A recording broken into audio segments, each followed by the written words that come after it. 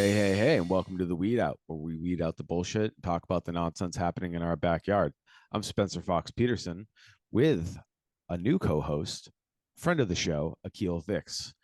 So introduce yourself, Akil. Hey everybody, how's it going? This is Akil Vicks. I'm living in East Hampton by way of Philadelphia, and glad to be here and glad to talk to someone um, who, hopefully can provide some answers about some things going on in the world. So we are, as we mentioned in previous episodes, we're going to bring on some guest hosts and rotate things around and share our platform. So we're happy to have Akil on. Does great work on a Substack. Please go check that out. Today we have Congressman Jim Mcgovern on the show. We hope to talk about what the hell the Democrats are doing, and we'll get into that. So uh, we're wary of platforming establishment Democrats, but this Democrat has been responsive and figure we've given a platform to the Workers' Party. May as well see what the Democrats think about stuff like that. And we're definitely going to focus a lot on Palestine because of what's happening. We're recording this as of May 28th, 2024, and more massacres are happening. And we have the primary sources to prove it. And we're going to talk about that. So, we'll talk about it after the interview. So without further ado, we're going to bring on the congressman. All right. Congressman Jim Mcgovern of Massachusetts 1st District in the U.S. House of Representatives on with us today. First of all, Mr. McGovern, how are you today? I'm doing great. How you doing? Personally, as I want to say in these days, personally, I'm doing great. Uh, I'm in a lot of despair and crisis for my fellow humans Yeah. across the world. But personally, I'm doing okay. I'm in good health, and everything is steady on my end. And I guess Akil, how are you today? You know what? I think your sentiments echo mine. Exactly. It's personally, things are fine. Across the world, not so much.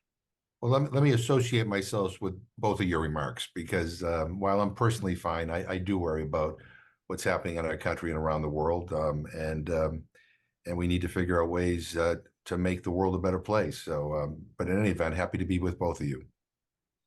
Yeah, and just you're our first federal guest on our show. We've had uh, candidates for federal office on the show. I don't know if you've heard of him, Senator, a person running for Senate against Elizabeth Warren in your party, Brandon Griffin. He was on the show and kind of gave his stump speech about his cause. So we thought it was only fair that if we're going to platform people challenging your party's platform, we should definitely get on people that in a lot of ways have some things in common and then Right. have divergent opinions and how to get to these goals. Like you yourself, correct me if I'm wrong, are very passionate about food security and food rights. Correct. Yes. And I think that's our common, you and I, Yeah. and Joanna, we are very big into, that's part of the name of the weed out. A lot of people think it's about marijuana, though we're cool with marijuana, obviously, but gardening and weeding, taking care of your community is a big part of our ethos. So, Yeah. No, I mean, my view is that we live in the richest country in the history of the world, and there are 44 million Americans who don't know where the next meal is going to come from. I'm right. ashamed by that fact, and I think more members of Congress and state legislatures and city councils and boards of select boards should be as well. It's unacceptable. Food ought to be viewed as a fundamental human right for every single person in this country and on this planet. So I wasn't planning on asking this, but I All may right. as well ask this. The U.S. has one of two or three countries that has voted in the UN that food isn't a human right. Well, I know I you're not. You're yeah, one of many people. yeah, right, right. No, but I do believe. I mean, food is life, right? You can't live without food. You can't, young kids can't develop without food. And and again, we live on a planet where if we manage this better, we could eradicate hunger. But instead, what we have done is come to accept hunger as a reality, and we've tolerated it. You're reading, we read all that's going on right now, the tragic situation unfolding in Gaza right now. Well, it's the tragedy is not just the bombs that are falling on the Palestinian people in Gaza. The tragedy is the denial of food. There's a famine happening. People are dying from lack of food and nutrition. And again, these are problems that can be fixed. I tell people all the time that hunger is a political condition. We have the resources, the food, and everything to solve it. We just don't have the political will. It is not a priority. And one of the things I'm trying to do is to change that. I haven't been successful yet, but we're moving the needle a little bit. Well, speaking of political will, it does seem to be that there are significant blocks, and especially at the top of your party, to taking a firmer hand with Israel and getting aid in. There was the convoy or not the convoy, the pier that was built to allow aid, but I haven't really seen a lot to suggest that that's been meeting the moment. And it seems like the leadership, especially the State Department and the president, don't really want to use all the tools in their arsenal to force Israel to let aid in. So how's that been trying to deal with that in Congress? It's frustrating and it's heartbreaking. It's frustrating because I think we have more influence than we're using, and it's heartbreaking because, like you, I read the news accounts, I see the pictures, I hear the stories of the suffering of people in Gaza now, in Rafah. You saw the latest development. Again, it's just terribly tragic.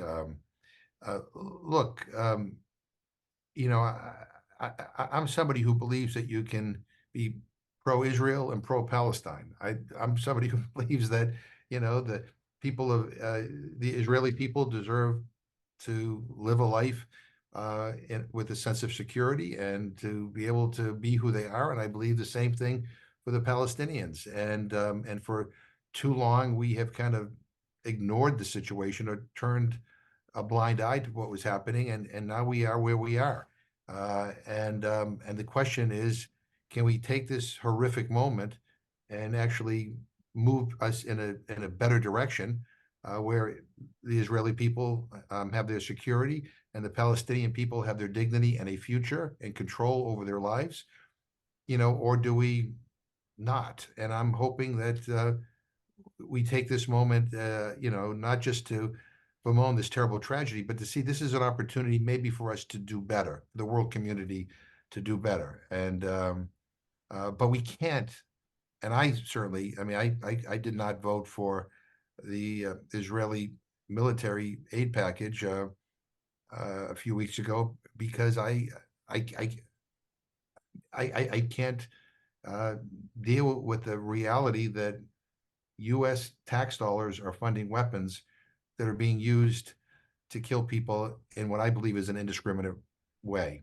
And again, what we just read about in this morning's paper is an example of that. So, I want the president to be more forceful, and I'm going to continue to press him to do that. Let me just say this thing. I mean, I'm supporting Biden's reelection, not because I agree with him on everything. We have lots of disagreements, but I agree with him on a lot more things than I agree with the guys running against him. And so, very rarely do we have opportunities to vote for perfect candidates. And, we have to make decisions and choices based on, all the many things that we care about. And so that's why I'm supporting the president. So Go ahead, Spence. I thank you, Akil. I just would like to bring up we have a party that is I've never been a registered Democrat and I likely never will be. I'm not a capitalist. I don't know what I am, but I'm not a capitalist. And Joe Biden, the head of the party, has proudly said multiple things that I vehemently can't get behind. He's the leader of the party. He said, I'm a Zionist. You don't have to be Jewish to be a Zionist. He said that many times. He has, you know, kind of been wishy-washy on women's abortion rights throughout his career. He's at best, you're not here to answer for him, but I do think we have leverage on him. And if he wants to obtain re-election, we have to use our leverage. And he said Rafa was a red line, and the goalpost has moved every time. And I think it's because we're not holding our leverage appropriately or willing to wield it. And I can't help but realize that the idea of security, the way we describe it in the West, and I don't see it as an Israeli thing. I see them as the West. They're an extension of us. What their systematic removal and occupation of the Palestinians reminds me of is the Trail of Tears. Like it looks very similar to our occupation of these lands. And we have the ability to stop the violence. Israel relies on us for so much, and we're not using that. And by not extending that on our elected official Biden, the leader of your party, it seems really dangerous to be playing Trump is worse, or and threatening us kind of as constituents, like, well, if you don't toe the party line, worse will happen. And we know that when empires start to fall in, they bring their imperialism home. The U.S. police system, specifically the GILEE and many other programs out of Georgia, train with the IDF, right? So we can't help but feel the connections of all these things coming home. And it's not people. I get itchy when people say AIPAC owns our Congress, right? Because I don't want to blame the Jews for anything. Like, no, this is settler colonialism, in my opinion.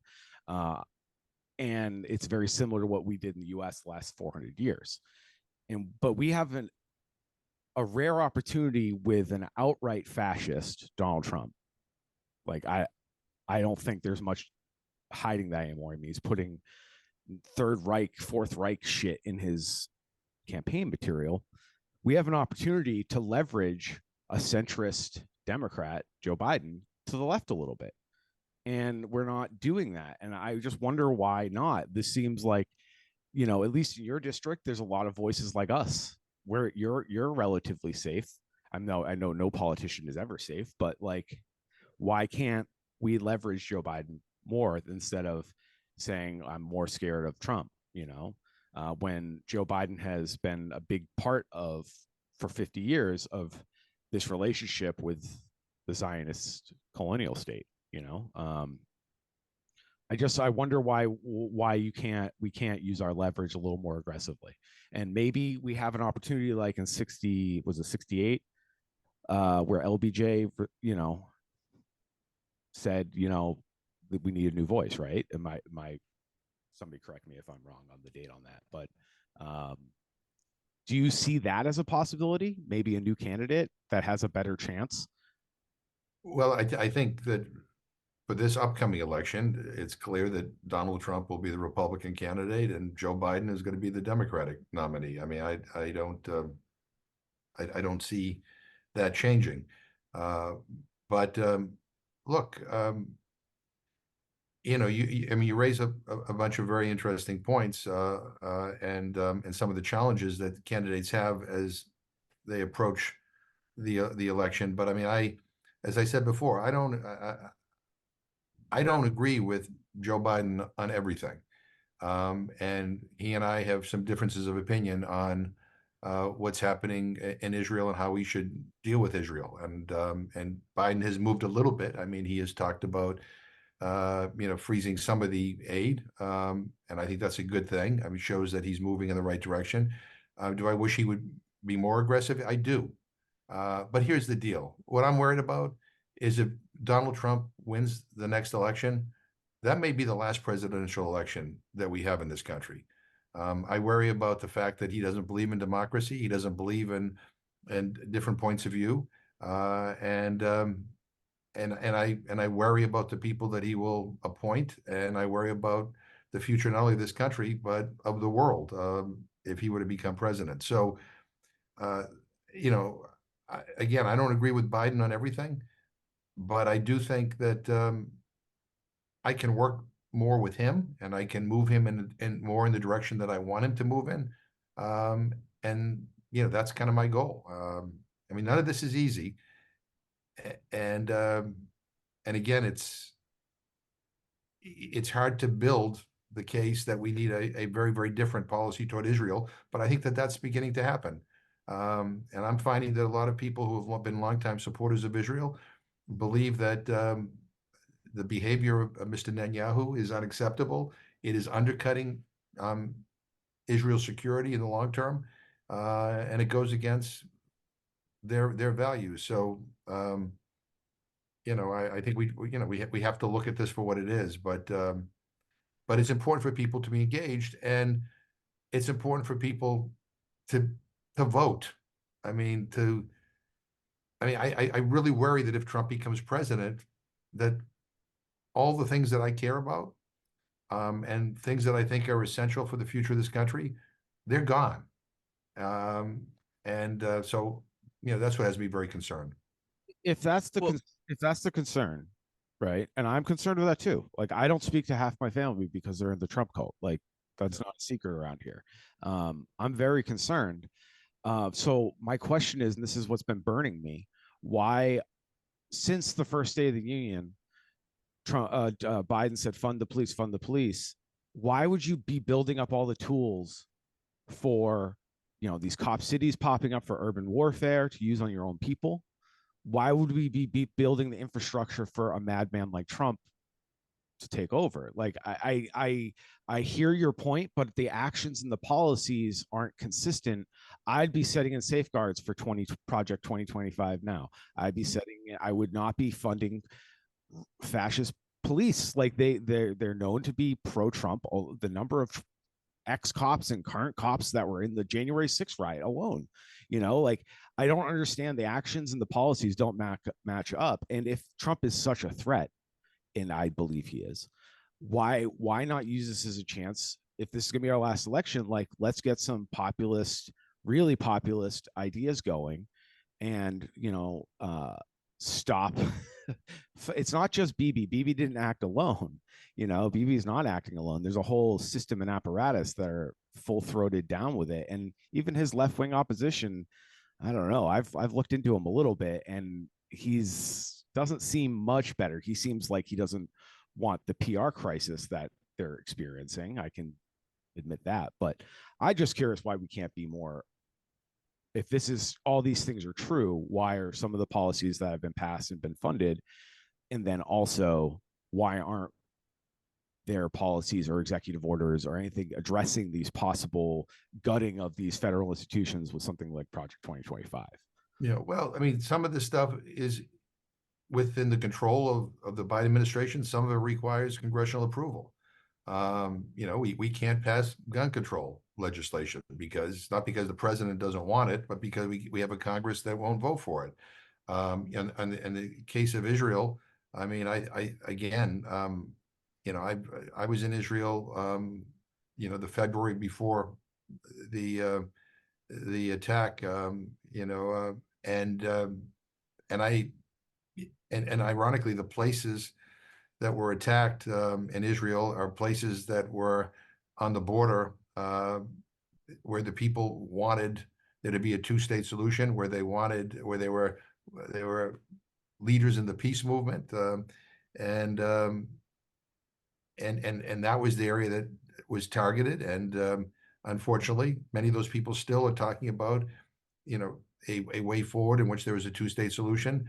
But then you have Netanyahu and his alliances, which are very, very hard line, which are not talking about peace, which are not talking about a two-state solution, which are not talking about coexistence.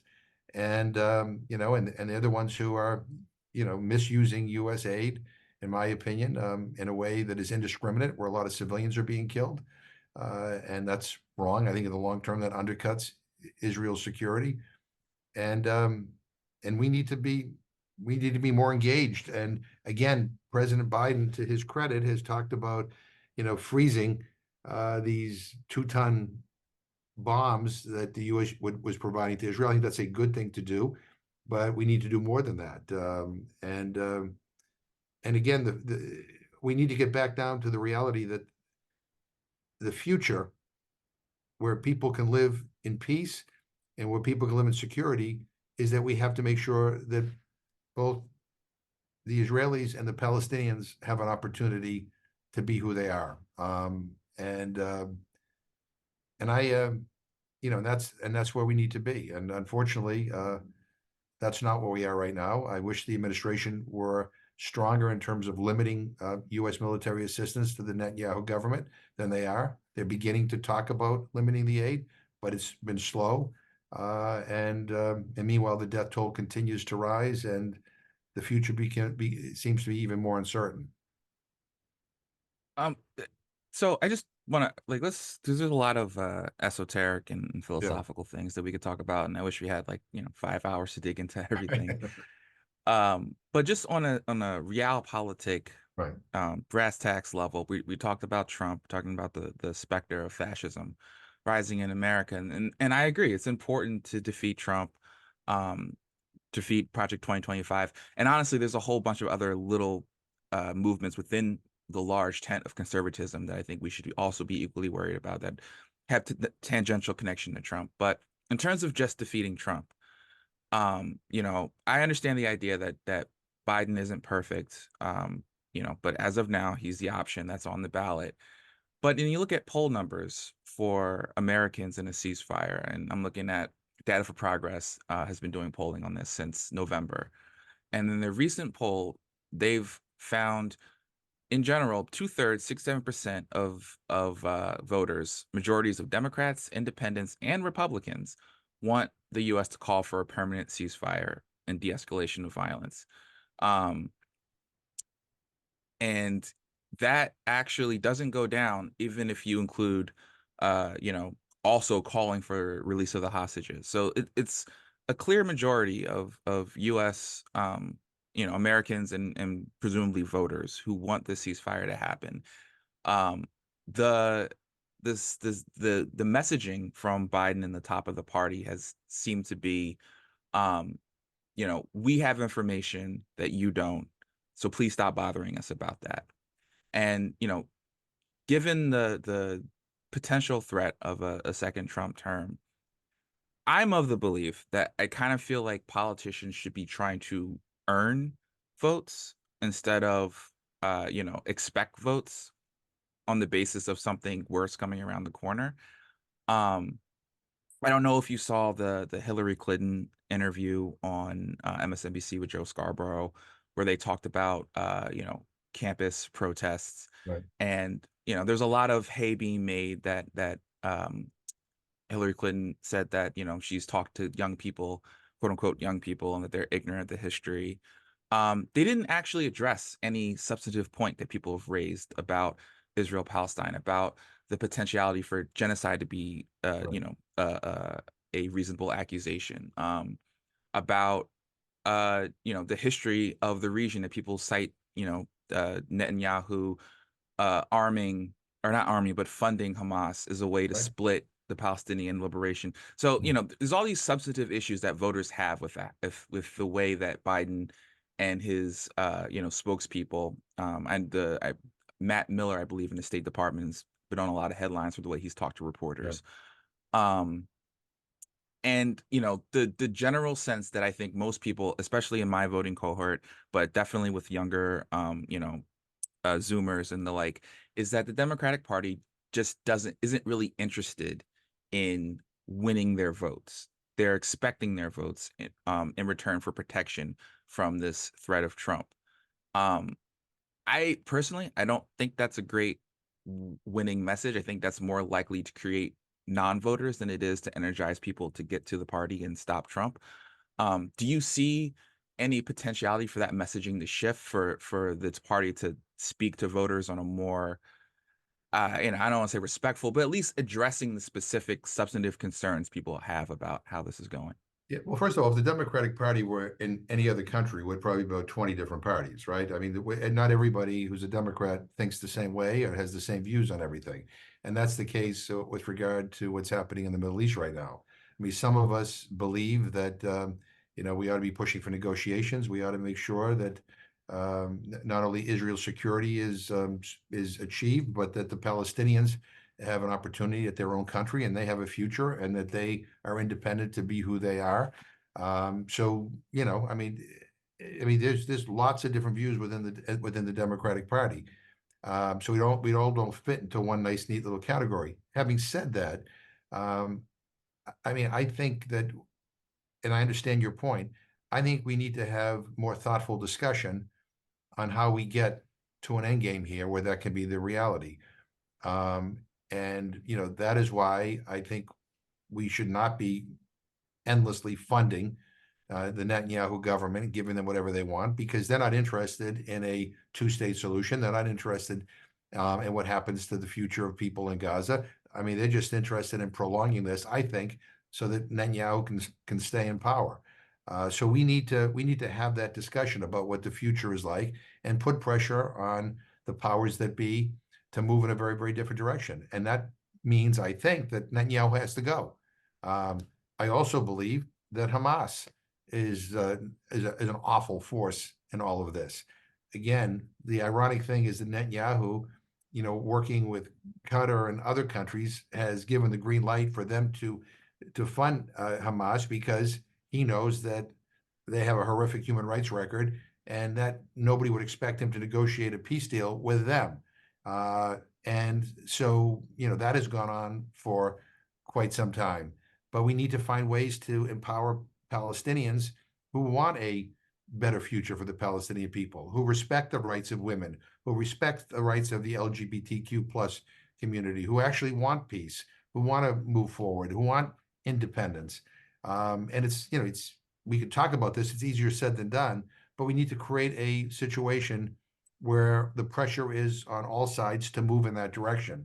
And right now, that's not what we're doing. And I wish the Biden administration was more forceful in saying that we're not going to continue military aid to the Netanyahu government unless things dramatically change, unless there is an effort to try to bring this to an end and to try to not only protect the rights of Israeli citizens, but to protect the rights of Palestinians. And so, this is a debate that needs to happen. I understand what you're saying. I mean, Biden's not necessarily saying all the things that I believe or you believe, but we have to try to figure out how we create a climate where we can actually establish a pathway to a future, where real people, average people, actually have a chance at a good life, free from Netanyahu, free from Hamas, where people can actually have their human rights respected. And I think that's where we need to go. We ought to be having a discussion. We're not really talking about that in Congress very much. This recent aid package we sent to Israel, I mean, it was just like a 15-minute debate. I mean, there was no real thoughtful discussion on what we need to do. And I think that has to change. And campaigns can be a forum in which we have that discussion. So we should probably wrap up soon, but I do want to challenge that just a little bit with respect to Hamas. This is not a defense of Hamas at all. No. It's when you are an occupying force, this is their land. These people have been there for thousands of years, right? I know they're not Hamas. Not Hamas hasn't necessarily. Not Hamas, when you grow up under occupation, right, things come out sideways. I grew up in a traumatic household. Luckily, I've gotten a lot of therapy and I've had access to a lot of great things that the world doesn't have access to. And my trauma was familial, not systemic, right? So my traumas, I'm able to overcome them, thankfully. But I can only imagine growing up under an oppressive system, much like the Black Americans and Indigenous Americans in this country have. And you see how gangs and things get formed. And yeah, we can talk about how they're patriarchal, they don't believe in LGBTQ rights, but they did grow up under an occupying state, and they're a lot of these guys are orphans, they don't have a fucking family, so of course they're going to find a gang, right? And this happens in our own country, in our own backyard. I live in Holyoke. Like, I know plenty of people that grew up in the foster care system that end up in groups of people that aren't very good, and it's because they have nowhere else to go. So like I don't there was I don't know who said this, but I heard it from many famous Irish people say something to this effect, and they know about occupation, so I'm going to listen to them, and I have Irish roots, and they said you don't question the table manners of a starving person. So while I think Hamas is done atrocious things, they're probably hurting the people in Gaza. I don't doubt any of that, just like any gang, any protective racket would do. When you're under this occupation, they're not on equal footing. Like, this isn't a war between two armies. This is we think, nuclear powered entity that is funded by endless money from the United States. And we can stop this tomorrow. We can just stop it. We can stop sending money tomorrow. Yeah, and I understand your point, and that's why I voted against the military aid. Oh no, I just because I think that the pressure that the Biden administration needs to put on the Israeli government is that this has to stop, because I don't even know what the end game is here, right? I don't even know what Netanyahu's end game is, because the question is it to what, to force everybody in Gaza to what, to leave? Is it to, I don't really understand what the end game is here. Amalek. He cited Amalek multiple times. And Yeah. Amalek is, I mean, will Israel continuously occupy Gaza? I mean, that's not a future for stability, or a future where people's human rights are respected. So, we need to help try to guide Israel, which has been our ally for many, many years, to a different platform. And we need to be also on the side of the Palestinian people, who have, unfortunately, for decades and decades and decades, kind of really existed without having their rights protected, without being able to develop, without being able to travel wherever they want to go. Human rights ought to matter for Israelis, for Palestinians, for people in the United States, for people all over the world. Human rights ought to be the centerpiece of our foreign policy. And I just think that what's happening right now is terribly tragic, and I'm worried that for all the talk about the need to try to bring this to an end, Netanyahu is moving in the other direction, and things are getting worse, and more people are dying, and it's becoming more and more difficult to figure out how we bring this to an end. And by the way, we're talking about Gaza right now. The West Bank is horrific right now, and that's on the other side. Yeah. And so that's it. That's an issue as well. So we look, and I don't even know whether Joe Biden has all the answers to this, or he can move us in the right direction. I could just tell you this: I at least feel that when I talk to members of this administration, sometimes I actually feel that maybe they're listening. They don't always follow what I want them to do. Sometimes they do, sometimes they don't. But I at least I feel I can get their attention. My worry about Trump is the opposite. And I also worry in terms of about the realities in this country. I worry that this may be, if Trump wins, this may be the last election, for president that we have in this country. And I'm not exaggerating or being alarmist. I really worry that this may be it. And the one thing I think Trump learned from the last election is he needs a vice president who will do what Trump says to do, not what is right. You need a attorney general who will do what Trump says for him to do, not what is right. And you need a secretary of defense who is willing to use the U.S. military against U.S. civilians if Donald Trump tells him to. And I'm telling you, I'm not trying to be alarmist here, but if you listen to to former President Trump's rhetoric, I mean, it's all there. And so, yeah, we don't have this is not look, I'm a liberal Democrat, right? I mean, my politics are more to the left of this administration in so many regards. And so there's lots that the Biden administration does that I don't like. And not only with regard to the Middle East, but even here domestically. But I have a better chance of trying to shape the future working with them than I do if Donald Trump gets reelected. And so this is a really important moment, and I get it. There's lots of frustration. I'm frustrated when I watch the news. I know you are as well. And I don't have all the answers, but I just feel better that the future of this country has a higher potential if Biden gets reelected as opposed to Trump. And so we'll see. All right. Well, can I just ask you real quick, and then Yeah. we should probably end this. All Do right. you support the ICC seeking a warrant for Bibi and Sinwar of Hamas as Yeah, well? I don't believe it's my position to tell the International Criminal Court or the International Court of Justice what they can or cannot do. I mean, and so, I mean, this will all play out, and there's a process that it plays out. But the idea that we should intervene prematurely to say no, you can't do that, I think is a mistake. By the way, we support the International Criminal Court in other matters. Yeah. So we Yep. start to lose some credibility when we say, okay, you can go after this person, but you can't go after this person, or this incident, but not that incident. So the goal here should be to end the fighting, to actually establish a pathway where people can live together peacefully, and where everybody, including Palestinians, have a future. I mean, when people have a future, when they're living a decent life, that ends up being security not only for them but for countries around them.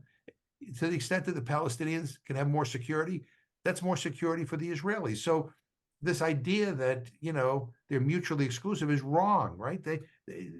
If we want a better future, everybody has to be secure, and everybody has to have a chance at a decent life. And that's what we should be trying to figure out here. The problem in a presidential campaign is that we don't have debates anymore.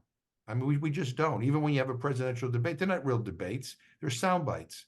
We don't really talk about things anymore. We don't talk about how you end hunger in this country, or how you bring peace to the Middle East, or how we can, move toward eliminating nuclear weapons in this country, or how we can deal with climate change. We don't have discussions anymore. We have sound bites. 10-second, charges go back and forth. And so we're not really having a thoughtful discussion. We need to get back to that, right? We need to be able to figure out a way forward. And there is a way forward. There is. I don't have all the answers. You don't have all the answers, but there are ways to deal with these issues, but we have to be thoughtful about it. We have to be willing to talk to one another. And that's what's missing in our politics here in this country right now. When people at town halls, when I have people at town halls, they like me or don't like me, they throw things out, and it's a 10-second soundbite. And then when you try to get into the details of whatever the subject is, they kind of pull back. Well, they don't know the details. Well, we all have to educate ourselves, and we need to do it sooner rather than later, because this world is headed for a catastrophe if we don't change course soon. Well, I appreciate, you sound like you're on the beginning route of becoming an abolitionist, Mr. McGovern, because I say that led me to my not to put words in your mouth, but I agree. I mean, you mentioned that your party is, in any other system, would be 20 parties, and I think a decentralized system would help a lot, because then people would have to build coalitions, and there would have to be partnership, as opposed to getting down the party line. So I don't know, maybe that's something we should consider in the future. Like I understand you're likely an institutionalist. You're somebody that, has worked in this institution, but I'm seeing the problem with having a very funneled system from top to bottom, with two parties, and then the other alarm is, for me, if you're saying you're in a big tent with somebody like Joe Biden, and he's standing with Mike Johnson on his policy of cracking down on college campuses and protests. Like, I respectfully want to push back on the fear mongering of Trump just a little bit, because police murders of civilians have gone up year over year for the last 4 years.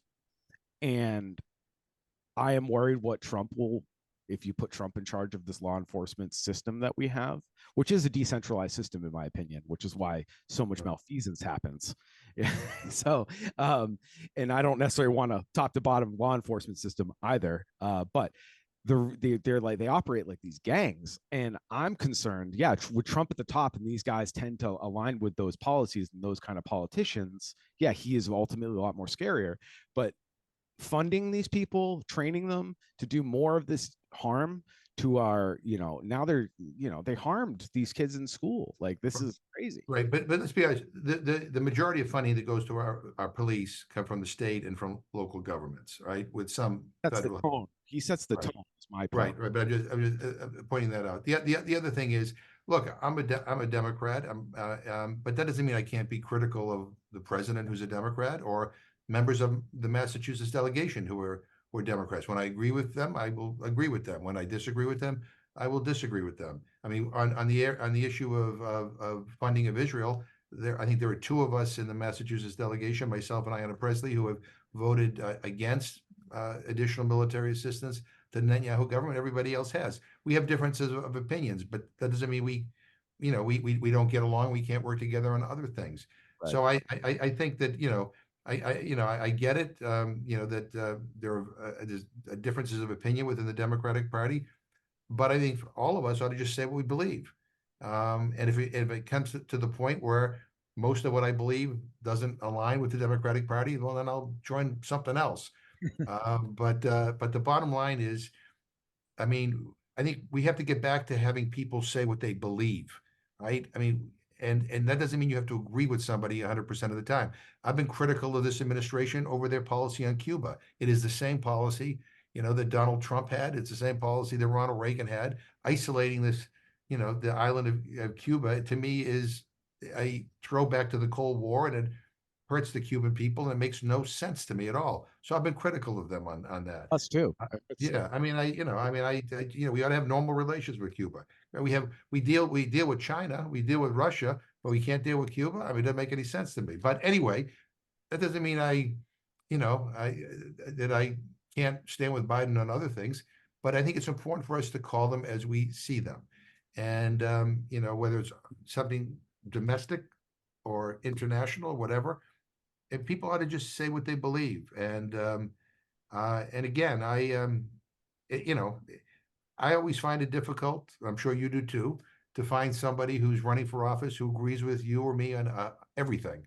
And the last time I voted for a perfect candidate was when I first ran for office, and then I got elected, and I served a couple of years. And guess what? I wasn't so perfect anymore, but I voted for me for reelection because I was a hell of a lot better than the alternative. So, we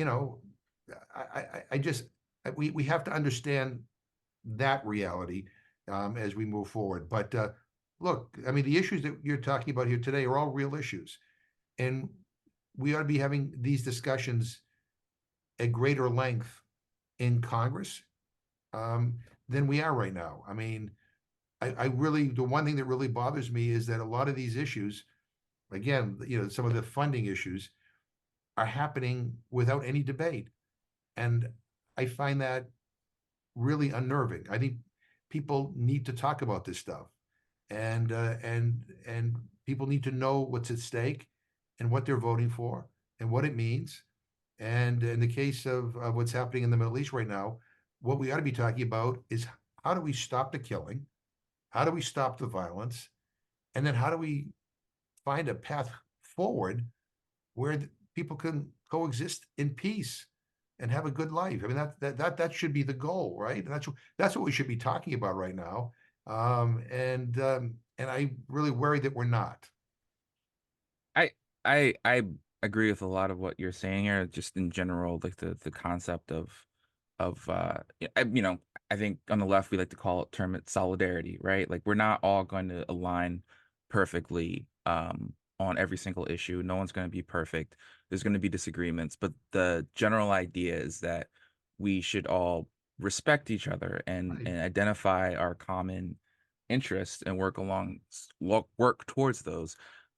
from the perspective of limiting the damage that Trump and the Republican Party can cause, I don't know, and I don't get the sense that a lot of voters, especially younger voters or voters who are, to the left, as we are here, sense that solidarity coming from this White House. I think it's not so much that we need Biden to be completely, perfect and so we don't feel bad about voting for him. I think it's more so that we would like to be treated as adults, with an interest of solidarity. Like, okay, we don't agree on XYZ immigration policy, blah, blah, blah, blah, blah, X, Y, and that and the third.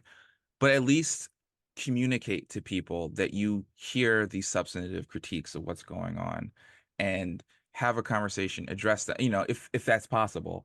But I think what a lot of people are missing is the sense that they have an active role in this process. I think a lot of people get the sense that their job is to shut up, show up, vote, and then don't talk about it again for another 4 years. And I think that's a problem in terms of disaffected voters, people who are just not going to vote. I'm not so much worried about people switching to Trump. I think that's more of a thing that happens in more affluent communities than it does in poorer communities. But in terms of people just not voting because they don't feel like they have any sort of say or voice in this top-down architecture of the party, I think that is a problem that, like you're saying, like we need to have more conversations about reaching these goals. I think you raise an excellent point. I've tried to communicate that to the administration, not quite as eloquently as you just did, but the point of the matter is that we can't just assume that people who don't like Trump are going to necessarily vote for Biden. And we have to remind people what's at stake and why it's important to vote. And that requires people with credibility in certain communities to be dispatched to go out and have those discussions. And I worry sometimes that that this administration is taking a lot of constituencies on the left for granted, that they'll say, oh, they're not going to vote for Trump. No, they may not vote for Trump, but they may not vote. Right. And if the turnout is lower and lower and lower, then Trump's limited base could carry the day. So no, you are absolutely right. I mean, I agree with you on that. And I've raised this to the administration in a number of ways. So far, I haven't seen them do what I would like them to do, but there are people with credibility in skeptical communities on the left that ought to be dispatched to have these conversations, to build up confidence, and to try to outline a pathway forward to deal with a lot of the issues that people care about. And to me, I always say, like, presidential elections, I'm more concerned. I want to get people more engaged in their community and actually being a part of something. But then for electoral politics, your down ballot stuff is so crucial. And if we can have strong governance and leadership on a local level, there can be a lot of resistance to a person like Trump. So I'm worried about people not showing up and voting down ballot more than I look at, and I'm in Worcester right now, right? I mean, we have a person on the school committee who, raised money to send people down on January 6th to try to overturn the election results. And quite frankly, shame on all of us for not pointing that out. But she got elected. And there are members of select boards all throughout my district with some people on it who, quite frankly, come off as nice people, but when you look at what they've said and what they stand for, it is frightening. But they just either went uncontested or nobody called them out on some of their extreme views. So you're right. I mean, this is not just there's a money issue too. Like most people and that's we didn't even get into the economy, and we got to go because we all right. but the reality is we have on the ground issues, and I think, quite frankly, I think you might agree with me, but if we solve things like food security, housing, healthcare, these are all human rights, and water. those 4 things, you solve all that, we don't even have all these other Yeah, conversations. I think you're right. You're right. And we need to, Listening. I agree. I agree with you, man. As much as I want to go fire and brimstone and point fingers, we need to, that's the core stuff. So I don't know, maybe we can revisit this conversation. Sure. See what's going on in a couple months. But thank you for your time. Thanks for having me. I appreciate it. This was a good discussion. I appreciate it. Nice meeting both of you. I mean, we've talked before, but it's nice seeing both of you on video here, and look forward to continuing the conversation. Yeah, we're going to continue to press the issue. There is a good constituency that listens to the show. We're very local. Like we're not advertising. We're not doing any of that stuff. We're truly anti-capitalist in a lot of ways. We just want to give platform to people that, because media is important, whether you like it or not. And I not you, but people in general. And having a voice for the working class is huge. And, Right. there's more of us working class folk than there isn't. And we need to coalesce, and we all just need our basic needs met, and everything else will kind of, not to be so simplistic about it, but so that's what we're doing here. So we appreciate you giving us your time to come on the show and talk to your constituents. I appreciate you giving me the opportunity, and anytime in the future, whether we agree or don't agree, I'm happy to talk with you. And again, I really appreciate this opportunity, and I wish you all the best. All right, take care, Mr. McGovern. And take care. Congressman Jim Mcgovern of Mass District 1, U.S. Congress Representatives, House of Representatives, excuse me. I have thoughts, but I would love to hear Akil's thoughts first. You know what? I want to start off with the positive that he came on the podcast and he had a good conversation. Towards the end, we were talking about solidarity and respecting the voters. And I think, a big thing on the right that I think the Democratic Party as an establishment has kind of lost touch with is that, whatever the internal disagreements among the right, the level of fascism that they're prepared to go to, they all understand that they have a common, enemy in things that are good and decent. And you will see, like, Republicans with some respectability and national presence go on smaller podcasts, more radical podcasts, and like treat them like adults. And that means something. That gives legitimacy to different points of view within their tent, and it helps build a base that supports their horrible, evil agenda. And so, I think it's a good thing if we can, reappropriate some of that, because a lot of that, comes from the old school liberal popular front, where you had, democratic socialists and Marxists and all sorts of other people on the left communing with the establishment mainstream party and like going back and forth and sharing ideas. So I think that's a good thing. That's a positive thing that, should be fostered more, especially if the Democrats want to win elections, and they say they do. And then, on the other hand, like, it's the mainstream, not consensus, but the mainstream take on a lot of these issues is a little, disheartening and a little frustrating to talk about. I understand that he can't be, fire and brimstone. He has to register his complaints in a respectable manner. But I think, it would be nice to take, because, he mentioned, that if Trump wins, we'll have fascism, no dissenting opinion allowed. And I don't know how that's going to be more different than what Biden is doing and saying about the protests on college campuses. It's all well and good to, oppose the authoritarian rule that the Republicans want to bring about. But if you're going to fight that authoritarianism with more authoritarianism, or at least the unearned appearance of authoritarianism, it's not going to work well with voters, especially, also on the left. Yeah. Again, savvy move by the congressman to come on our show. And honestly, just for full disclosure with the audience, I'm personally was very torn about having a federal officer on our show as an abolitionist personally.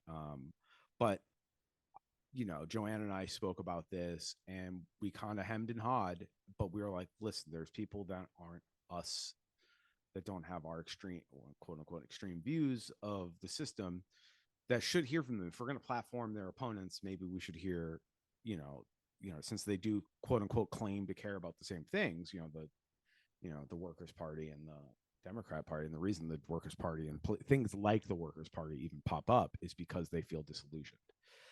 So it was good to have him on to point that out to him, and maybe he doesn't get that a lot. So this will not be. It's good to like commune with people, but listen, I'm not extending this to Richard Neal. You know what I mean? Jim Mcgovern was kind enough to come on the show, and he cares about a lot of the same things. So I figured there was a soft belly there, and he's not denouncing the ICC. So there is an ally potentially in the Democratic Party right there, in my opinion. Yeah. That doesn't mean I am wary as fuck, man. They send sheepdogs out all the time, and Bernie is the most famous one, right? Like, heard us to hear us, and that's good. Like, it is also they are the party of relieving the pressure, right? So I just want to make sure the audience knows, like, we're well aware that they were using us just like we're using them. They're using us as whether he is, I don't know if there's some big grand scheme plan. I don't think that, but I think instinctually, as a career politician, as Mr. McGovern, he's been in Washington as in some capacity since the 90s. So 27 years. Yeah, he understands the concept of needing to relieve the pressure, and sometimes you got to go into unsavory places to hear people and make them, because sometimes it's like The Office, right? Like when Michael finds out how Toby deals with conflict in HR, he just lets people talk and then they move on. And that's true. Right. And that's something the Democrats have. I'm not saying I love that. I fucking hate it. No, we need solutions. But like, they're not even doing that shit anymore. No. They're not feeling our pain, as Bill Clinton once said. Exactly. They're not even like, they've moved on so far. And I just find it like, how can I tried challenging him. I think I tried. How can you be scared of Trump while Biden's putting in all the infrastructure for him? Like, yeah, I mean, that's a huge thing. Like, he just sidestepped that twice. I brought it up twice. Yeah. Like, why are these structures being built if a big scary authoritarian is going to come around, where these cops are already kind of agree with them? Like, I think Democrats have a tendency to put their head in the sand. Yeah, they don't want to deal with the specifics and the substance of these criticisms. Something I also tried to like press them on is that, like, this isn't just cranks, like, complaining for no reason. Like, there are substantive issues with how the Democrats view, and what you're talking about, police especially. Like, I published an article in Jacobin, I think last year, about how you can't talk about, in one side of your mouth, you're talking about a woman's right to choose and abortion access, and then in a post-Roe world, you're funding the police, and more importantly, you're funding the police surveillance apparatuses that are going to be used to track women who need to leave their state to terminate a pregnancy, or who are just even going online to look up how to get the abortion drugs. Yeah, how can so I think there's privacy rights, like, because that's really what Roe was privacy rights. And I think that's when Roe got overturned. I actually lost some friends over this because I thought I was reacting. I was like, dude, I'm actually acting really selfishly. They kind of accused me of being a white knight. And I was like, bro, even if that's the case, like, you don't have women in your family, you fucking stupid. But I was like, this is a privacy issue. Like, the foundation of Roe v. Wade. Luckily, my mother, I mean, God bless her for all her faults, and she's not a political mind, but she's a nurse and she's a woman that grew up in the 70s, right? And she was like, no, that shit was important. That triggered all this stuff. People get credit cards, I need a husband. Like all that stuff is interconnected. And Yeah. it's the right to be an autonomous fucking person is really what the Mhm. core question was. Can you fucking take care of yourself? And not need the government or not have the government be able to enter that Yeah. private area. And that's what the funny thing about Roe v. Wade, and it's like going away. It's like it was really, as much as it is about abortion, it's about the other stuff with privacy. You mentioned police surveillance and yada yada yada. They've been eroding this shit my whole life. Joe Biden wrote the crime bill. He helped write the Patriot Act. Like this motherfucker Mhm. that fucking my life, your life times 10, and all your community's life. It's hard to want to get behind this guy. I don't care if I mostly agree with him. Like the Yeah. IDF, like he's part of the reason that the IDF cross trains with our police. Like he's one of the Yeah. statesmen that set that system up. Yeah. Yeah, and as you pointed out, like, if Trump is this big threat, and I do think he is, you Yeah, can't just like give him everything he'll need to institute a fascist state, because you think it's politically advantageous, or you think because you think two Republicans won't be able to knock you on as soft on crime if you don't still if you following. They're still falling for that 90s thing of being soft on crime. There's like my wife pointed this out. She's like, they still want to be the law and order Democrats. And it's like, you've proven that you are. You can stop now. You're the only ones funding the police. Like the fucking Trump level funded and like just was never interested in really, it's always funny. The conservatives are always hemming and hawing over the bottom line. And it's like the Democrats just sign fucking blank checks. Yeah. Um, Yeah. So I guess, yeah, final thoughts, we'll let the audience kind of take away their takeaway. Please send us criticisms and thoughts if you have anybody at home. We need, that was our first foray into an establishment person. And, I feel a little dirty. And if listeners don't like it, we can refrain from doing stuff in the future, but we are trying to be we're not trying to be these cranks that don't want to find solutions and don't want to build coalitions, but we are aware of the downsides of associating yourself with the establishment. Yeah. I mean, I don't know. I want to talk to these people because I feel like I don't know how many people in the course of their lives that they get to talk to who, will tell them these things directly to their faces. And, and I think that makes a difference. The one little thing I want to touch on before we get out of here, because you brought up Hamas and how, the Irish quote that you brought up, you don't question table manners of a starving person. Who else kind of fit that mold of oppressed people who resorted to some questionable tactics in order to secure, freedom for their people? Political Zionists. Like this is an age-old thing that happens with oppressed populations, especially occupied oppressed populations, is that they are not saints. They are not going to cosplay as Martin Luther King and can politely stand by and be brutalized. And there are going to be more radical elements that gain support because they position themselves as the only outlet for meaningful resistance, which is exactly what Hamas did. It's exactly why they have control over the region today, is because the PLO and the PA were seen as ineffective. They were seen as just giving up, selling out the Palestinian people in exchange for personal power within the occupied territories. And Hamas provided a antidote for that, for people's frustration.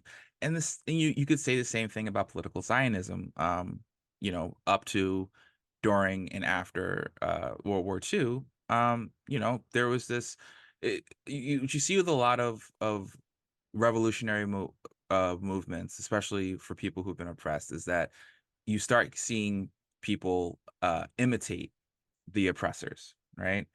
With political Zionism, they imitated a lot of the Western chauvinism that they saw in Europe that was, providing the rhetorical justification for how Jewish people were treated in Europe, and they kind of flipped that and applied it to Arabs in Palestine. Um, and I think it's one thing to say that we all need to go look for a future where everyone has peace and security. I don't think anyone's going to disagree with that.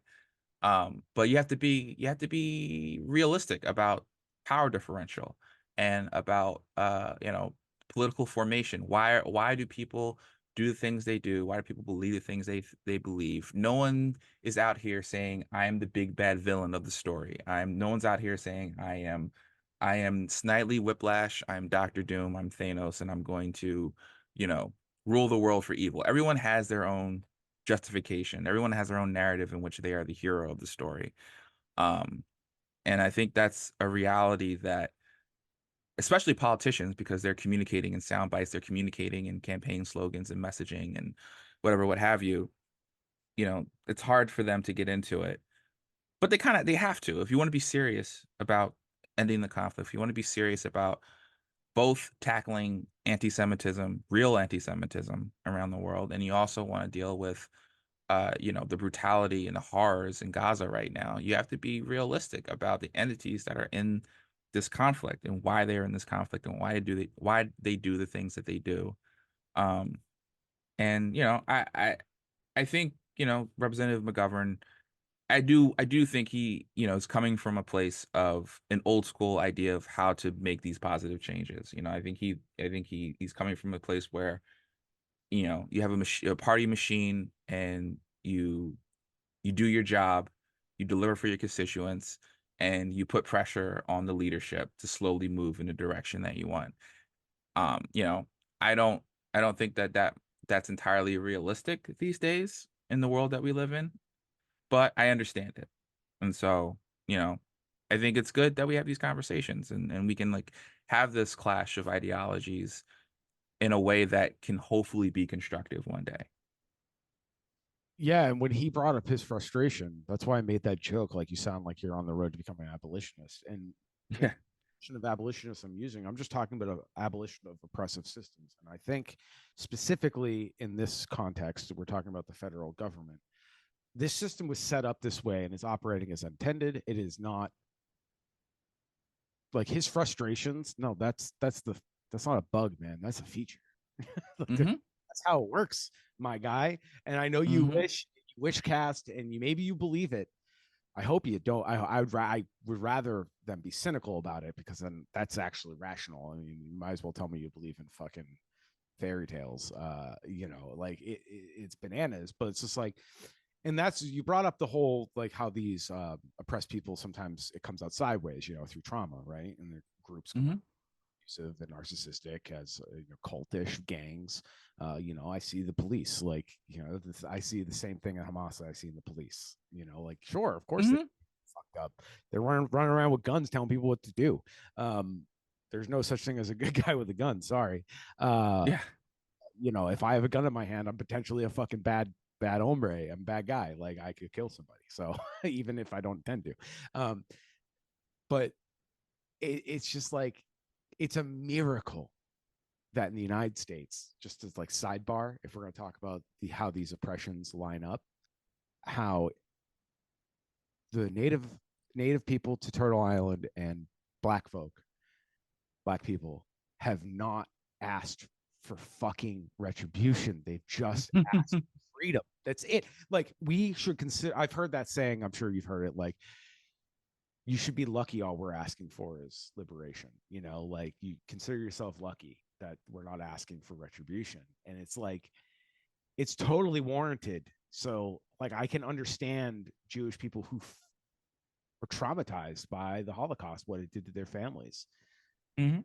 The Jewish Holocaust in the 40s. And it's like, that makes total sense. Like, of course you'd be fucking traumatized. And like the stories that told, and then you look at the Western media apparatus, as Norman Finkelstein, complicated figure, but he's right about this, the Holocaust industry, where it's the only Holocaust that's ever happened. And that's not true. There's been, like, again, we're literally on stolen land, you and I. And Yeah. So of course Congressman McGovern is going to have a hard time understanding the concept. Like, bro, your government's illegitimate. Yeah. Like the government you're a member of is illegitimate, in my opinion. Like, has no right to stand. It was not put here by people that were on this land. Those people have been displaced, killed, genocided, cleansed. And we're doing this, and we're talking about the same thing. Like, oh, everybody in Israel and Palestine is, where is Israel if it's not on top of Palestine? Like, so where is this magical, like, are they going to live like in transparent realities on top of one another? Like, how does Israel and Palestine exist at the same time? It's like, how is that possible? Please explain that to me. This mythical idea that they, no, like, it's got to be one state, and this is why states and borders are fucking awful. They have to be held up with violence. So even if you gave them two states, the checkpoints between the two states, it's the whole point of Yeah. the West Bank and Gaza being separated. You have to go through 4 checkpoints to get to where you're Right. Anyways, yeah, I mean, I'm glad he came on. Brave of him to come on to pretty radical. There is, maybe he's feeling the headwinds in his district, and knows there's a lot more people like us that are asking for, I hate to say it, but sanity. Like, a lot of us aren't even asking for highfalutin ideas like, ending imperialism. There's like, hey man, indiscriminate killing, and I have to see it on my phone. Like, and no, I'm not asking. That doesn't mean ban it from being projected onto my phones. I want you to stop the murder, please. Like, I like I don't even at this point, he's saying like, I'm going to support Biden because I don't agree with him, but at least I can work with him. At this point, I just want Democrats to like remember how to win elections so that we do have that possibility. Because like at this point, it's like, forget all the things I believe. You guys are throwing elections here by like, adhering to this old, outdated mode of politics that is turning off voters. It was nice to hear him say that he's not like a cultist Democrat. Like, if a party, yes, like, it was nice to, I was not expecting that. I will say that. Like, now, is the opportunity of a new party to come along that has the power that he would likely deem reasonable to take that risk come along, it's not going to come along in his political lifetime. So of course he could say that. Like, right. Yeah, exactly. He's closer to the end than the beginning. So yeah, of course it's also relatively easier to say that. And maybe he's thought it in the last couple of years, because this is fucking ridiculous. Like, how they've everything they've fucked up. And maybe it's not fuck up, maybe it's on purpose, but like, from our point of view, how they're fucking things up, from the working person's point of view. And this is all totally reasonably avoidable. Like, none of this has to happen. It's all made up, as Joanna says. Shout out for not being here. We miss you. We love you. She's traveling. But yeah, she would say, like, this is all made up. We don't have to keep doing this. Like, we can make you up. Like, yeah, it sounds childlike, but sometimes kids are kids are right. Like, yeah. we have to keep playing this game. It's like, we can play a different game. So again, thank you, Akil, for being on the show. We're not done yet. We're gonna do a quick round of ghoulery and tomfoolery to like laugh. Let's do it. So thank you again, everybody. Check out Akil online. We're gonna put all the links on our show notes, and we're gonna put all the links to the articles we pulled. Akil did a lot of the legwork for this episode, so shout out to Akil. Thank you, sir. And anytime. Have all those links to the things we referenced, obviously, in our show notes. So you go to www.theweedout.com, or you can go to us on social media. Feel free to reach out to us, send us feedback, follow us, like, share, subscribe, and please go check out Akil on Substack. You want to give that a shout out, Akil? Yeah, on1.substack.com. Just put out a piece talking about the student protests, and more looking at the history of protests and why America is so bad and stupid thinking about protests, considering the history of this country. And so yeah, and we'll be putting up cool stuff, and so yeah, come check it out. and absolutely we'll link him in the show notes. Substack's great. I'm subscribed to it so it comes to my email. You can also just go to the app every day. But the people I really want to make sure I see is a couple of you. They're all local, which Substack is an imperfect platform, but that's every platform. I mean, we're recording this from Zoom, and Zoom is fucking using AI to like learn. So maybe the AI will learn about abolition. That's how I rationalize it to myself. And Look, AI is on Google now telling people to eat rocks. So I wouldn't get my hopes up about AI anytime soon. well, maybe we can radicalize the AI. That's all I'm saying. Yeah. So before we close out the show, we gotta lighten the mood with some tragedy. And speaking of cops, it's a cop story. You know me. You know how I feel about cops. Everybody, I got to figure out how to share a screen. There we go. It's the green button. It's the one green button. So I'm pulling up this wonderful lawyer, activist, abolitionist, creator equality, Alec. He's on Twitter. He's on Instagram.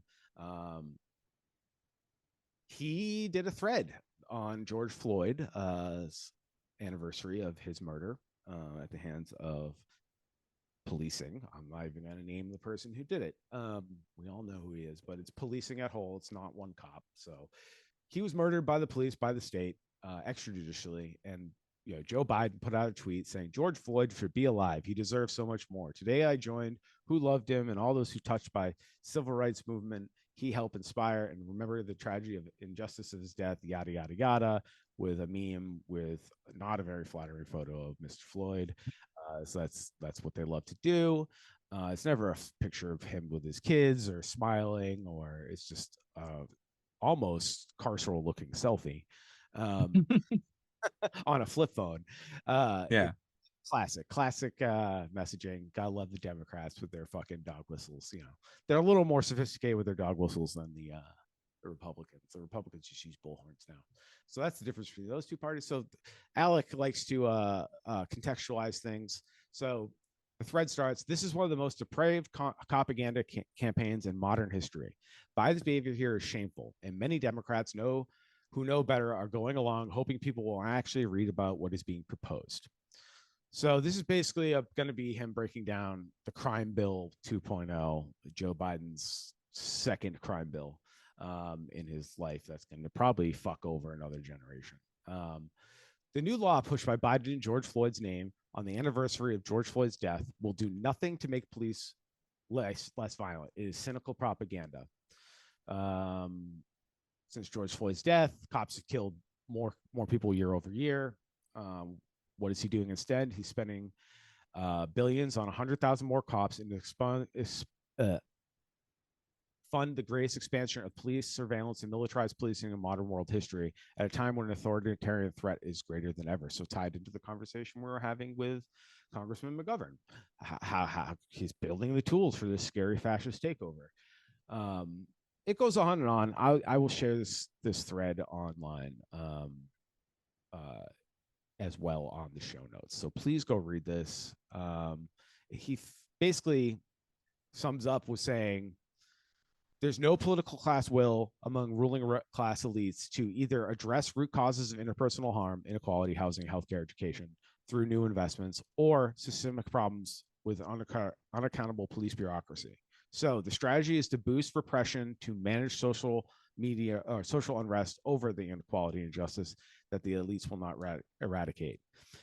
Then repression is marketed through a series of faux reforms to give the illusion that more accountable bureaucracy will always just around the bend. So basically, they think more surveillance means we'll be able to actually hold the cops accountable. But we've been through this with body cameras. It just becomes a political tool for the cops to either exonerate themselves, make propaganda, and or smear somebody in the court of public opinion before their day in court. And they also provides a payday for donors, because a lot of these people who own like Axiom, all these people that create the equipment for cops are donors. Correct. And there's all these kickback schemes. Like right now, there's all this stuff going on with sound thinking, formerly Shot Spotter.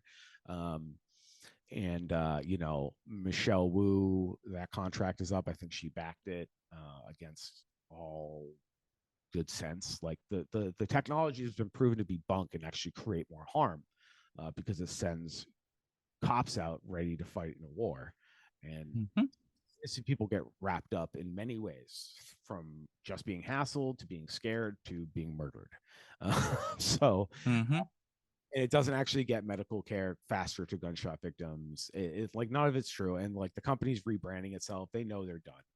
And places like Chicago, one of the earliest adopters of ShotSpotter, is pulling out. Now, granted, the mayor is facing a lot of fucking bullshit in his decision, and I think he's going to override the council, or has. But the councilors are trying to get their own ShotSpotter contracts in their own districts. It's crazy, like how they have these people bought and paid for, like you mentioned, these kickbacks. Like, hey, you said you're going to make sure that we're going to get the contract. We helped you get elected, yada yada yada, or we'll help you get elected in the next one. So yeah, it's gross. I guess that's the Guler and tomfoolery. It's like they're playing like, and this is what we talked to McGovern about, and he sidestepped it. I could confidently say he sidestepped talking about domestic policing and being tied to the IDF. So Akil, please, hot take, Gulery, tomfoolery, let's go. Let's go. I mean, okay. I want to be somewhat fair, right? I think there is a genuine ideological thing with Democrats and police, and I think it's as an ideological current that America has in general, and you can probably even trace it back to Europe, and that's that crime, antisocial behavior is a product of individual deficiency, and so what's the best way to deal with individual deficiency is you control individuals, you punish individuals, you surveil individuals. And when individuals step out of line, you remove them from society, or you remove them from breathing. And this idea of crime and criminality and how to deal with it it's like air, right? It's I talk about capitalist realism a lot. This idea that capitalism is like the natural state of things. It's a similar dynamic when it comes to policing. A lot of people just have this naturalistic, just so axiomatic belief that crime is a product of individual failure and not a reflection of systemic inequities and problems. And so as Alec on that thread mentioned, there is no the George Floyd bill could have easily been like, let's rehab, let's go across the nation and find urban areas that have been economically depressed and rehab all the abandoned buildings and make them livable. The government will just buy them up, we'll rehab them, and we'll either sell them at cost as low income housing that people can afford and own, or we convert them into co-op housing where people can come in together and own something on their own.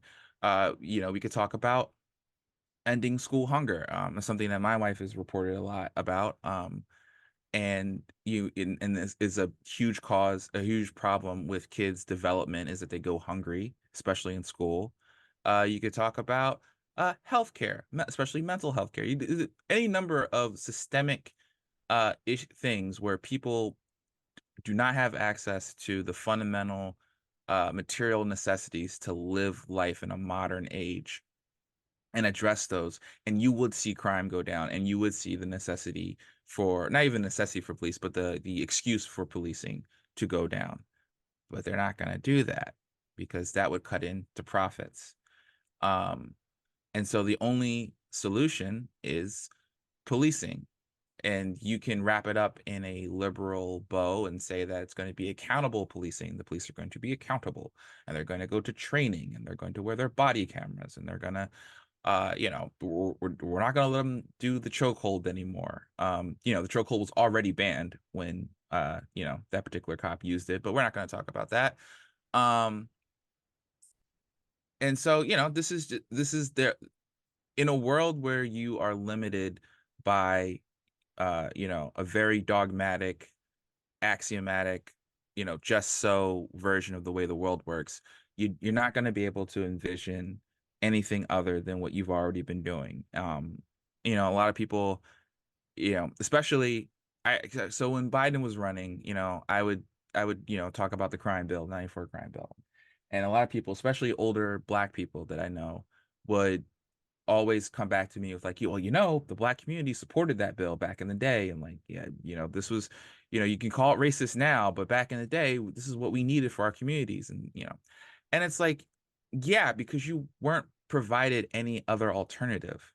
We had a problem with crime. Average people were being victimized by violent people in their neighborhoods. And the only solution that was ever offered to anyone was more police. It was never, no one ever talked about like, what is causing people to act out in this way? Where are the guns coming from? Why is the drug trade so prolific? Why do people feel like going into gangs is the only viable path for any sort of life in certain urban areas? Why are these areas so underinvested in? Why are this, all these big second, first order questions about the way that society functions were never brought up. The only solution ever offered was more police, more police, more police. Uh, there's very little data suggesting that more police actually does address crime in any meaningful way. There's more. There was a study in my hometown of Philly where they took two neighborhoods, they fixed up all the abandoned buildings in one neighborhood, and they didn't do it in the other neighborhood. And the neighborhood where they fixed the abandoned buildings, the murder rate dropped. Right? Like these things, are a function of how society works. They're not a function of there not being a big enough boot to crush all the little individual mites that are going around causing trouble.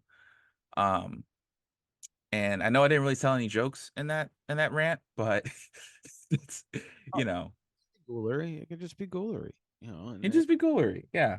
This is this is why, like you mentioned your community, the Black community. This is why I get so mad at white people. I get in fucking raged with white people because they always love to bring that shit up. And I'm just like, so in my town, it's not a white person, but he talks like one, Mayor Garcia. His policies, anyways, I should say, not talks like one. His policies are very white neoliberal, and he always claims that the neighborhood, they want more, they want to feel safer. So then they ask for more police, and I'm like, okay, great, I understand that, but they've been inundated with cop shows in LA, Law and Order and Crime Boot and whatever the fuck, right? And Yeah. the thing you offer them is like, well, we have this police station that's fully operational. We can give them more money. The idea of building something new is like not even offered or even thought about. And my thing is like, yeah, you're supposed to list your constituents, but you're also a leader in a representative democracy. So you do have to use your leverage. And sometimes that means not saying I'm making this unpopular decision and it's for your own good, but you have to make a good faith effort to say, listen, policing hasn't led to any substantive gains. In fact, it's so I can't in good conscience. I know you're asking me for that. I feel like I need to push back, and that's how as a leader should act. And I am convinced that these people don't want to be leaders. Like they just want, like Mr. McGovern mentioned, the people in the local level. It's like they're either ideologues of some creepy fascist thing, or they're fucking Middle managers. Yeah, self-serving bourgeoisie, whatever you want to call it. And yeah, I mean, I think it's important to be clear-eyed, and for me, none of this is new. So like I tried to be respectful of Mr. McGovern within reason, but like when he says like this threat is coming, it's like, dude, maybe it's coming for you. Yeah. I'm not saying I know what it's like to be. I would never say I know what it's like to be. I'm a white guy, grew up middle class, right? So, my parents are bourgeois, so like I get it. Like I understand that I will never understand other people's plights, and that's the first step. That was the first hurdle it took for me to get over on the empathy train. Like you're never gonna understand, so you just have to listen and believe them. But somebody that's had lots of paperwork drawn up in my name with police database searches, etc. I do know what it's like to get prejudged. Mm-hmm. And it's not fun. It's not fair. So I can extrapolate that out where at least I'm the one who was, when I was 16, 17-year-old, had a problem with speeding.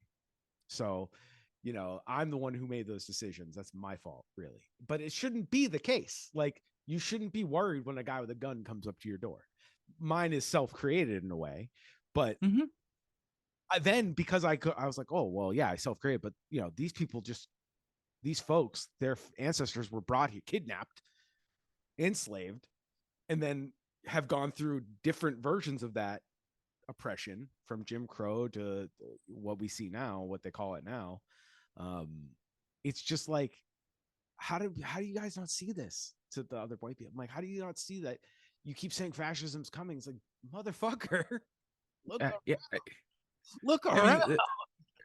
mean, the history of policing is, they started as a plan to manage the surplus populations of black people, yeah, but also Mexican immigrants and Mexican Americans, Chinese people, when we brought them over here to build the railroads, and then we got them all hooked on opium, and then we tried to kick them all out.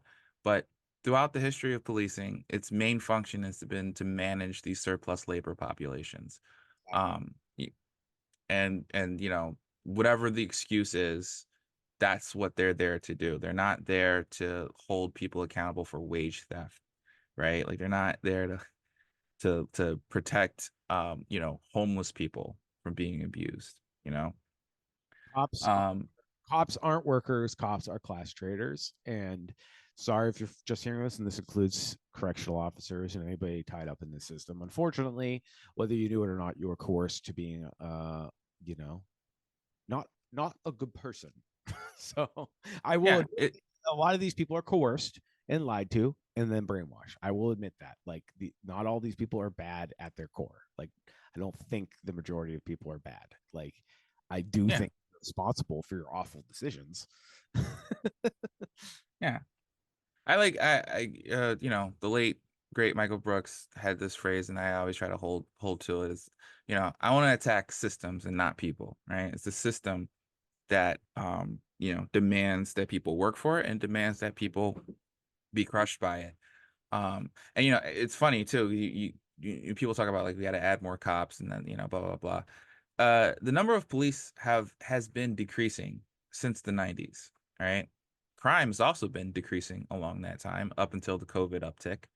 Right. But I think it's telling that in the 90s, when we had all this seemingly endless economic prosperity before we hit this boom bust cycle, people did not want to be cops. People left the profession in droves once it became clear that there were other paths to economic stability that they could follow. People didn't really want to be cops because it's not a great job, like, unless you're a sociopath that really enjoys it, like, it's not fun to be A hall monitor at best. a hall monitor, and Yeah. especially there's been, like, quite a few cops that have come out and talked about their experience being cops. And if you're not part of that good old boys club in the precinct, it's not a good place for people, not a good place for women, not a good place for minorities to be cops. Holyoke, more my town, is like every criticism or layer of issues that have existed in American policing specifically. Like, if the Holyoke Police Department could have merit badges for all those things, they would have a full sash. Like, they literally just checked off one guy. This guy, Captain Reyes, checked off all the boxes you just checked. Like, Yeah. literally, he did all those things on one subordinate. People speaking up for the one subordinate that he was sexually harassing and stalking. Um, Yeah, allegedly. allegedly. Um, anyways, it's just fucking fascinating. It's not fascinating. It's actually disheartening. I'm out of words. I just wish people would see it, that these institutions are here for something else, and, like, kill the cop in your head. Don't. Hmm. It's not just the guys and boys in blue. It's the see something, say something Karens. It's the asking what's somebody doing in this neighborhood can, like Mm-hmm. you got to kill the cop in your head. And if that means also like you see your coworker slacking and stealing resources or time, you don't have to be complicit in it, but like don't be a fucking cop, don't be a narc. Like let them deal with their consequences, and you're not your boss's keeper. Like you don't have to do his dirty. Yeah. And that doesn't mean you have to, if it's against your ethics to steal, that's yeah, it's against my ethics too. So like I get it. Like, but I, if I see somebody stuffing bread in their pants at the supermarket, I didn't see shit. Nope. Didn't see a thing. No, man. Like, no. What bread? Yeah. Well, Yeah. Was I in the bread aisle? I thought I No, was. I thought I was looking for peanut butter. They yeah. have peanut butter in the bread aisle, so maybe I was in the bread. I don't know. I was just really. My dog loves peanut butter, man. He can't take his meds without the peanut butter. And he only likes the fancy shit. Where's the no, yeah. Yeah, I was in the organic aisle. You're in the Whole Food section. Well, thank you everybody for listening to the show. Akil, big shout out to you. Thanks for coming on, and thanks for having me, man. Always a pleasure. And look forward to all that you have coming out on your Substack.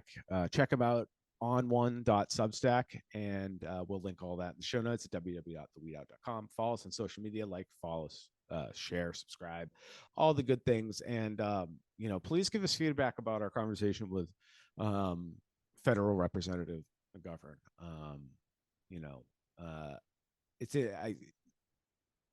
I don't know how these guys do that job. Like my brain would be mush. I don't know how you can feign ignorance on so many things while